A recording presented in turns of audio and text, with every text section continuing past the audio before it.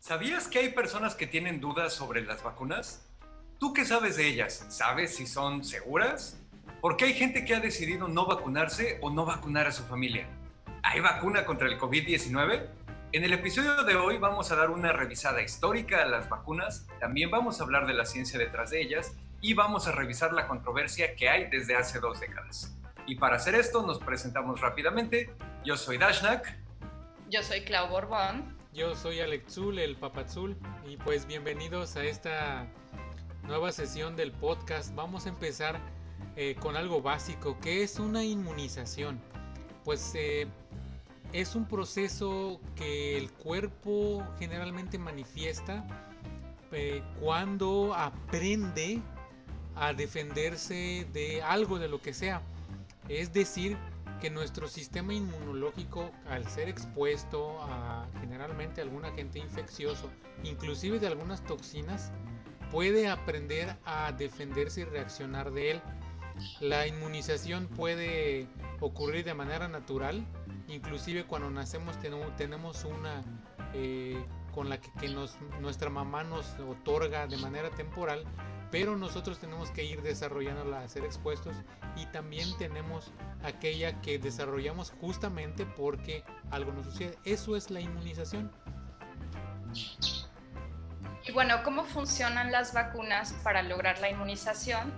Pues los científicos pueden tomar una pequeña parte del virus o un virus que ha sido debilitado para permitir que sea introducido al cuerpo, el cuerpo lo pueda reconocer, pero en un ataque que es realmente en un nivel muy bajo, y pueda desarrollar diferentes anticuerpos exclusivamente para ese tipo de virus o el elemento que estén inyectando, para poder favorecer a que tengas formas de afrontar la enfermedad más adelante.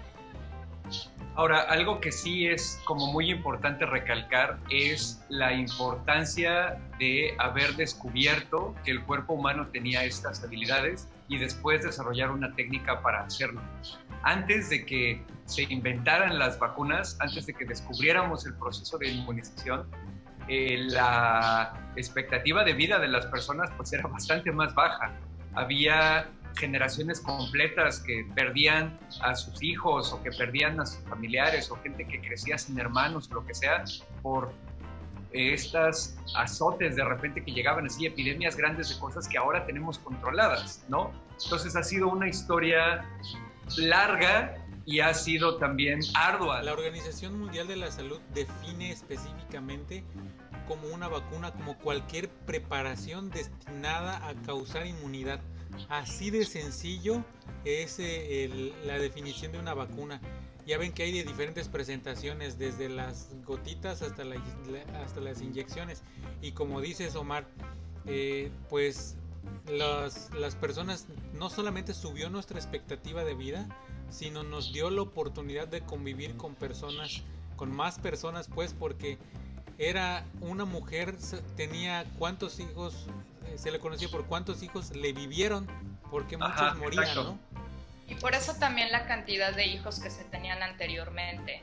Entre más hijos tuvieras, mayor garantía de descendencia podrías asegurar debido a este tipo de epidemias. Y bueno, la primera vez que se desarrolló una vacuna, ya conocíamos muchas culturas, incluyendo la otomana, conocían el proceso de inmunización. No lo llamaban precisamente de esa manera, pero ya había información, hay información histórica de que algunos grupos étnicos y diferentes grupos y culturas conocían un poco el proceso de inmunización, pero no habíamos sistematizado así las vacunas como lo tenemos ahora.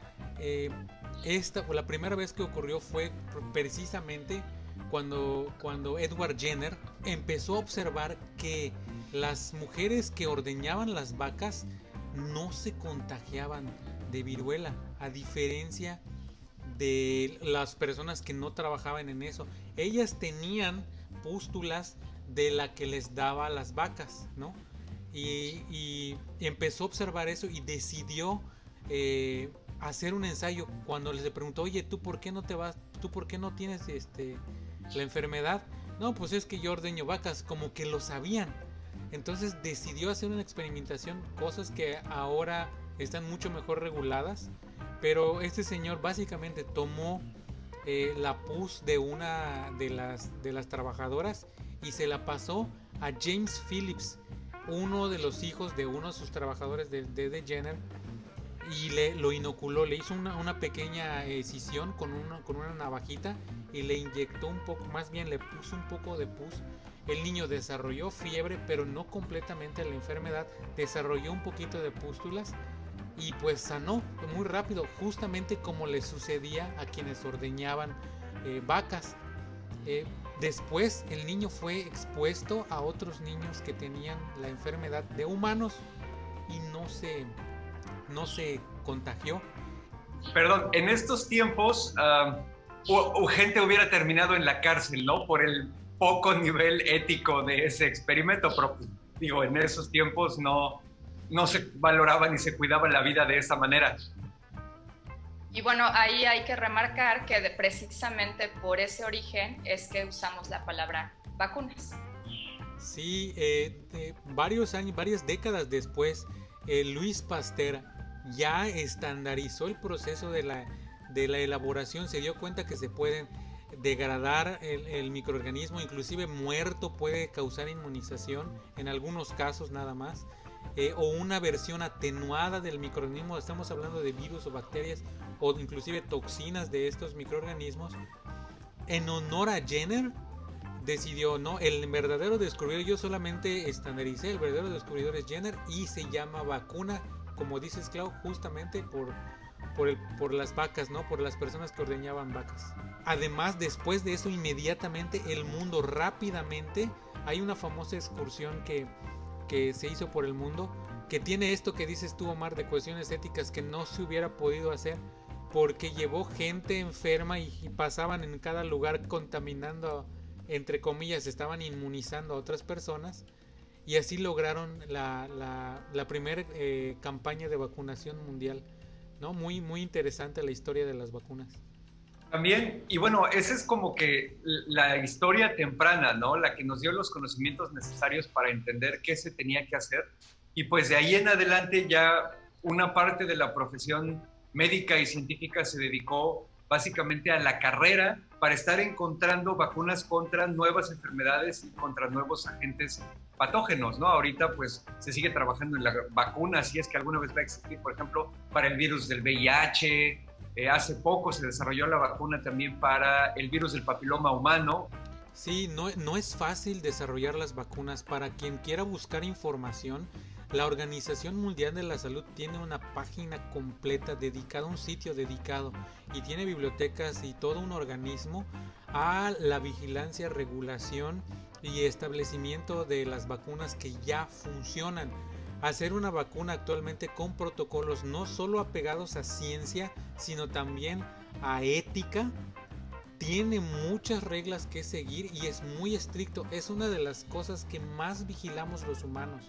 El procedimiento de elaboración de vacunas no es sencillo, algunas pueden tardar años. Por lo mismo sucede, por ejemplo, con el de la influenza.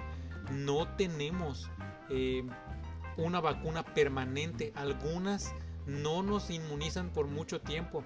Justamente la influenza se tiene que poner cada año porque cambia continuamente. Algunas son de por vida o entre comillas, pero hay muchos detalles que considerar.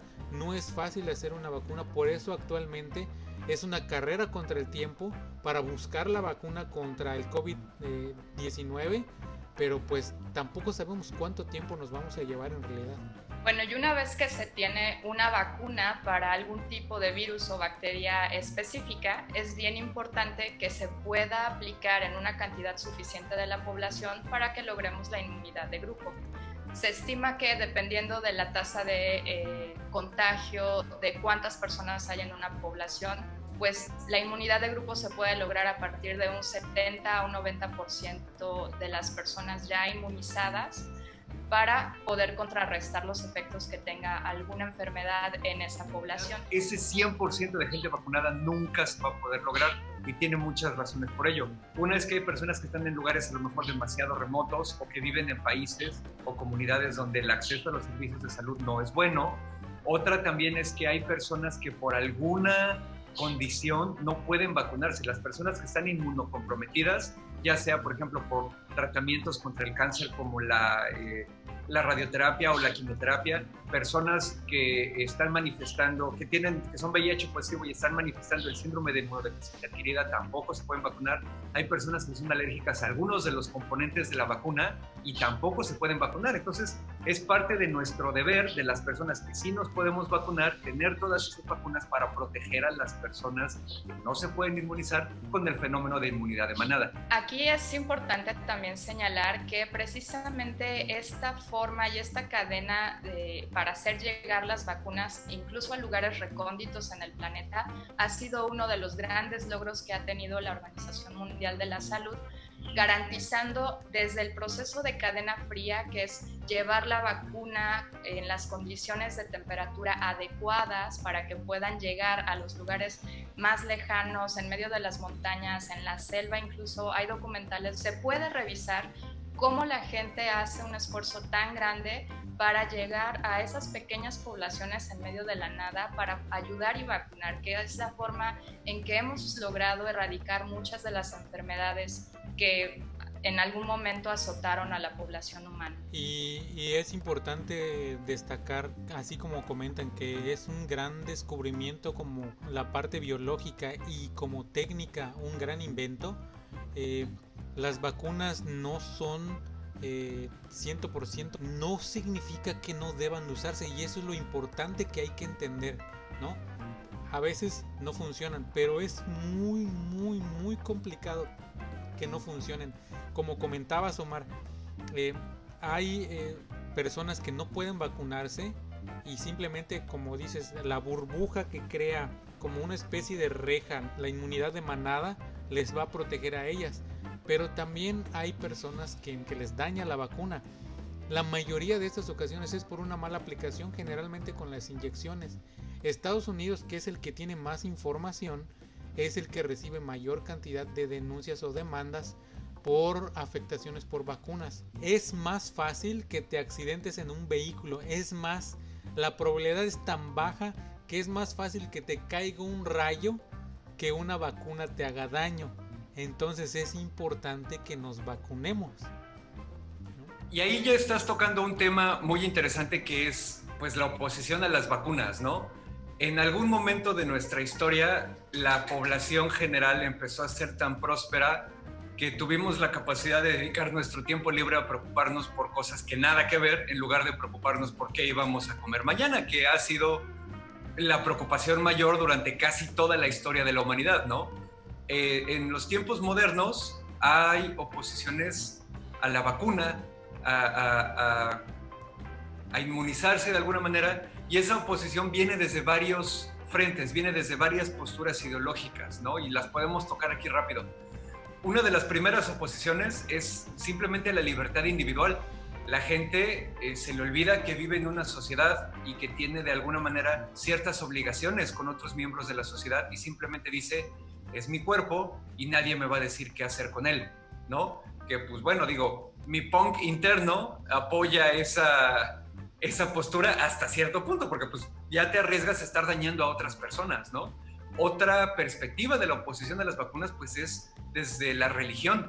Hay algunas personas que interpretan su libro sagrado, sea el que sea, porque esto ocurre en varias religiones. Hay muchas personas que interpretan su libro sagrado de una manera que les hace llegar a la conclusión de que su Dios no está completamente de acuerdo con el proceso de la inmunización, ¿no?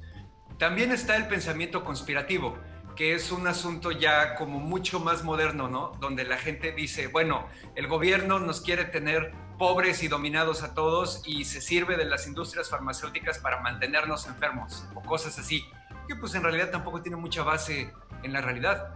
También existe algo que denominamos la falacia naturalista, que es creer que todo lo natural es bueno y todo lo artificial o todo lo con químicos, entre comillas, es malo. ¿no? Y entonces ahí ya se meten en la onda de, bueno, pues no pasa nada, yo me voy a curar solito y no me voy a meter estos químicos al cuerpo y lo que sea. Bueno, de alguna manera se les olvida que el cianuro, por ejemplo, es perfectamente natural y te mata durísimo, ¿no? O el mercurio también es perfectamente natural y te envenena durísimo. Y finalmente está la desinformación. En la época en la que vivimos tenemos la capacidad de compartir información así en tiempo real, y eso de alguna manera, como hemos platicado en otros episodios anteriores, ayuda a que se disemine información falsa. Específicamente me refiero al mito moderno que tiene 20 años aproximadamente, bueno, 22, de que las vacunas causan autismo, ¿no? Y que las vacunas causan autismo, causan daño neurológico. Y esto vino de una persona que se llama Andrew Wakefield. Él era, y quiero recalcar esto muy importante, era, porque ya no es, era un médico que hizo un estudio, y el estudio la verdad estuvo bastante chafa, no era una muestra representativa de ninguna manera, eran, si no me equivoco, 12 personas, y llegó a la conclusión de que había una correlación entre las vacunas y el autismo. El autismo es esta condición neurológica que ya conocemos, ¿no? Siempre ha habido autismo, es una de esas cosas que vienen con el paquete de ser seres humanos, pero él encontró que las vacunas, y específicamente la triple viral, que es la que nos protege del sarampión, paperas y rubéola, que según él, después de que se aplicaba, había una posibilidad de que los niños empezasen a mostrar síntomas de autismo, ¿no? Eso fue en 1998. Ha habido muchas revisiones. Este disque estudio se publicó en una revista médica muy prestigiosa que se llama The Lancet, que sí es un referente para los profesionales de la medicina. Eventualmente se dieron cuenta de que la conclusión a la que había llegado no estaba soportada por la evidencia, y que incluso Wakefield había fabricado evidencia y falsificado datos, y entonces se retiró ese estudio. Eventualmente Wakefield perdió la licencia médica por faltar al juramento hipocrático y por hacer cosas básicamente ilegales, ¿no? Y a la fecha él sigue viviendo de dar cursos y pláticas y vender libros y lo que sea, hablando todavía sobre este tema. Y se sumó a la divulgación de Wakefield sobre la relación de las vacunas y el autismo, sin demostrada y de hecho pues completamente falsa, el temor, ahora que mencionaste el mercurio de manera natural, al timerosal. Básicamente los mexicanos lo conocemos como mertiolate, ¿no? ¿Quién no ha usado para curarse unas heridas? Y pues ahora, a pesar de que ya cambió la fórmula, precisamente por temerlo, porque tiene como parte de la molécula mercurio, pero no es un mercurio iónico libre que es el que nos envenena y mata, sino es parte de una estructura orgánica. En pocas palabras, en química no es lo mismo un compuesto con unos elementos que otro compuesto con los mismos elementos. Es decir, por ejemplo, la sal de mesa es cloruro de sodio, pero no significa que sea cloro, que es un gas bastante tóxico, o sodio, que es un metal que combinado con agua podía explotar, sino es otro compuesto. Entonces el timerosal causó también severas dudas, inclusive ya fue retirado paulatinamente del mercado y se usó más para incrementar este temor, pero se demostró muchas veces con datos que no tenían ninguna influencia, y de todos modos por el temor se fue retirando del mercado. Nunca en algún momento el timerosal se demostró que causara algún problema a las personas que se vacunaron. Simplemente fue el temor y la euforia del momento. No hubo ninguna diferencia, que uno pensaría que si este miedo al timerosal fuese fundado y que sí causase el daño neurológico que desembocara en el autismo, uno pensaría que después de que las vacunas dejaron de tenerlo, los diagnósticos de autismo en el mundo, o por lo menos en los países desarrollados, debería de haber bajado, cuando en realidad el número de diagnósticos de autismo subió, y tampoco significa que haya subido porque le empezó a dar autismo a la gente, así nada más. Es simplemente que el manual de diagnóstico que se utiliza para decidir si una persona tiene o no este síndrome se amplió, y entonces ahora hay más personas. De hecho ya no se llama nada más tener autismo, se dice estar en el espectro del autismo, porque hay casos muy fuertes y hay casos muy ligeros, ¿no? Entonces, si al final aumentó el número de diagnósticos de autismo, el número de casos, aun cuando se había retirado esto, creo que es una prueba más de que no tiene nada que ver. Sin embargo, el daño que hizo este artículo permaneció y sirvió de fundamento para todas estas personas que ahora conocemos como antivacunas, y hemos podido ver cómo esta situación y el dejar de vacunar a los niños en las generaciones más recientes, ya hemos visto en Italia, hemos visto en Nueva York, por ejemplo, lo estamos viendo en Ciudad de México recientemente, brotes de enfermedades que estaban básicamente erradicadas. Tuvimos el mes pasado en Ciudad de México brotes de sarampión. Y bueno, pues en medio de esta situación con la pandemia, esto es preocupante porque el sistema de salud en realidad no está preparado para enfrentar ni siquiera la pandemia actual, y pues menos el estar viendo enfermedades que ya no deberían estar dentro de nuestras preocupaciones, lo cual nos lleva al siguiente punto, que es más bien, ¿cuándo vamos a tener una vacuna para el COVID-19?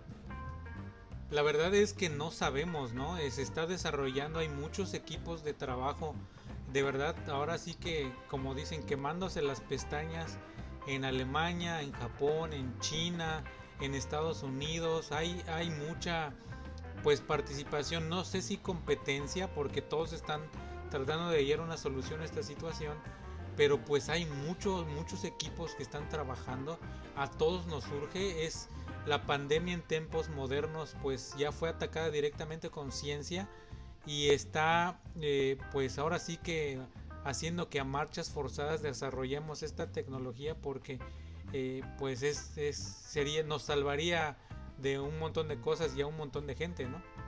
Cuando empezó este asunto de la pandemia de COVID-19, escuchábamos a los expertos, que los expertos sí pueden hablar con cierto conocimiento de causa, no es como que nosotros nos lo estemos inventando, que hablaban de un periodo de 12 a 18 meses. Lo último que he escuchado es que siguen más o menos con ese estimado, pero sí ha habido ciertos avances ya. Bueno, de hecho, algo importantísimo es comentar, y esto nos puede ayudar un poco también a tumbar algunas de las hipótesis conspirativas que surgen por ahí acerca de la intención de China para controlar la economía mundial. China desde el 13 de enero compartió el código del SARS-CoV-2 y precisamente lo hizo para favorecer que cada gobierno y cada organización enfocada en temas de epidemiología pudiera trabajar para encontrar más rápido una vacuna contra este nuevo coronavirus. Hay algunas noticias que son alentadoras desde el punto de vista de los avances que tenemos. Por ejemplo, en Estados Unidos la FDA, que es el organismo que se encarga de regular muchos de los procesos con medicamentos y precisamente con vacunas, le dio autorización a Moderna Therapeutics para pasar a la siguiente fase, que es la experimentación con humanos, y esta noticia surgió hace apenas unos días. También China, con otra organización que se llama Sinovac Biotech, mencionó que ya tuvo buenos resultados en experimentos que han hecho con monos macacos, mostrando un buen resultado, y bueno, ya están haciendo también los procesos para poder pasar a una siguiente etapa de experimentación, pero definitivamente no vamos a poder apresurar los estudios y tampoco vamos a poder lanzarlos solo porque sí, porque recuerden que los procesos también de producción y de garantizar que lleguen a la mayoría de la población, pues todavía implica una inversión muy grande en cada país. Exactamente, ahí hay varias cosas que tocar, porque aunque si alguien dice, sí, bueno, ya la tenemos que no sé qué, y ya pasa todas las pruebas y lo que sea, y de alguna manera queda demostrado, más allá de toda duda, que ya existe una vacuna contra el COVID-19, aún ahí no significa que al día siguiente esa vacuna ya vaya a estar disponible para toda la humanidad, porque hacer las vacunas no es así como hacer chicles. Tienen que seguir un proceso sumamente cuidado, sumamente costoso, sumamente supervisado también. Entonces, obviamente, pues bueno, el país que encuentre primero la vacuna las primeras dosis van a ser para la gente de su país, y eso pues, está bien, digo, tiene sentido. Y después ya se van a poner a trabajar todo lo que quieras. A ver, después de eso todavía, ¿cuánto tiempo falta para que se produzcan las suficientes para inmunizar a un porcentaje suficiente de la población humana para que se dé el fenómeno de la inmunidad de manada, ¿no? Es importante habituarnos a esta nueva realidad, a que vamos a tener que cuidarnos siempre. Las medidas sanitarias que nos ha enseñado esta pandemia, que ya existían para protocolos de alimentos, para protocolos hospitalarios, para varios protocolos de sanidad, de seguridad, no solamente laboral e industrial, sino de salud en general, pues ya existían, pero ahora se propagaron a todo el mundo por esta situación. Es a lo que vamos a tener que habituarnos. Esta va a ser nuestra nueva normalidad. Mientras desarrollamos una vacuna, vamos a tener que ser disciplinados, lavarnos las manos continuamente, tener cuidado de cómo andamos, cuidarnos cuando estemos enfermos, ser responsables y participar en usar adecuadamente el cubrebocas. Recuérdense que tiene que cubrir la nariz, quitarse apropiadamente, no estar tocándolo por dentro, lavarlo si es lavable correctamente, desinfectarlo. Todo ese tipo de cuestiones va a ser bien importante aprenderlas y practicarlas. Así es, y pues bueno, yo creo que con esto ya podemos decir que ya aprendimos un poco más sobre las vacunas, ¿no? Ya sabemos cómo llegaron, ya sabemos a dónde esperamos que lleguen, y también ya cubrimos el tema tan importante que es de lo que se conoce como el fenómeno antivacunas, que es, la verdad, súper peligroso y nos puede hacer perder una batalla contra la extinción que hemos estado librando desde hace 100,000 años. Entonces, mucho cuidado con eso. Pues vacúnense. Exactamente. Y lávense las manos. Por favor. Y usen cubrebocas. Muchas gracias por escucharnos.